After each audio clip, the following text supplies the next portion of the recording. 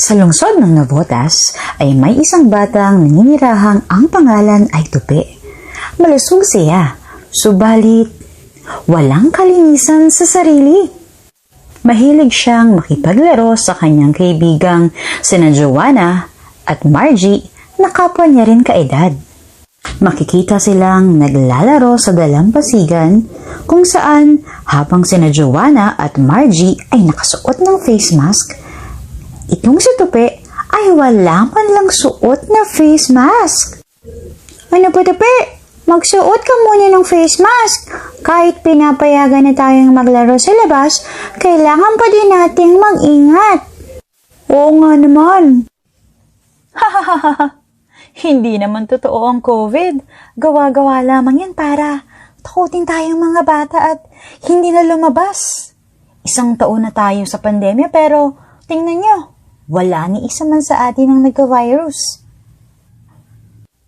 Bahala ka nga riyan. Saka ka na mga paglaro sa amin kapag naka-face mask ka na.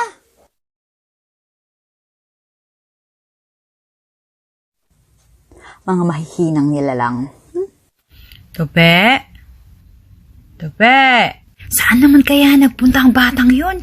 Pinagsabihan ko nang huwag maglalabas dahil may COVID pa. Kanina pa kita hinahanap. Nasa dalampasigan lang po ako, Nay. Nagpunta ka sa dalampasigan nang wala ka man lang suot na face mask? At saka, tingnan mo yung sarili mo. Ang dumi-dumi mo. Hindi naman kami nagpapabaya ng ama mo na mabigyan ka ng maayos na damit. Pati rin po ba kayo, Nay? Pagagalitan ako? Para sa iyo ito, anak. Sa panahon ngayon, kailangan nating alagaan ang ating katawan, panatilihing malinis at ligtas. Halika na at kanina pa naghihintay ang ama mo at tayo ay manananghalian na. Isang masaganang pananghalian ang tumambad sa batang si Tupi. Patakbo siyang tumungo sa hapagkainan at sumandok ng kanin, ngunit napuna siya ng kanyang ama at kinigilan. Hindi ka pa naguhugas ng kamay, anak. Mukha ding hindi pa naliligo. Galing ka sa labas, Tupi. Dapat maglinis ka muna ng katawan. Tama sila, anak.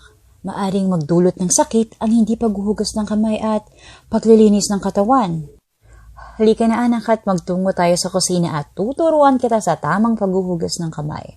Simple lang naman ang paghuhugas ng kamay, anak, ngunit ito ang makapagliligtas sa atin sa anumang sakit gaya na lamang ng kumakalat na virus ngayon.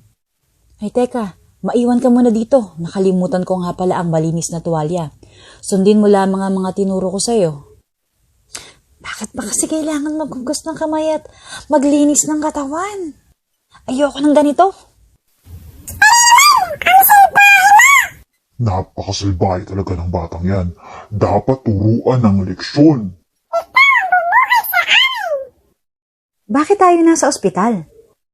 Tupi, marahil ay hindi mo pa alam ang nangyari sa iyong magulang at kapatid. Kritikal ang kanilang lagay, Tupi. Nagpositibo sila sa COVID. Pasukin ng bata ako si Kuvina.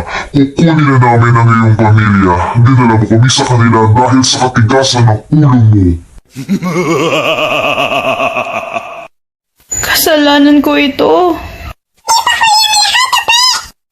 Bakit ba ang hilig niyong kumontra? Masyado kayong bida-bida. Hindi na magbabago yan. Tama sila.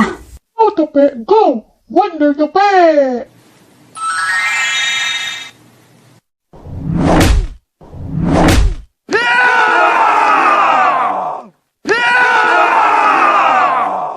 Dr. Santos, Dr. Serrano, ang mga pasyente.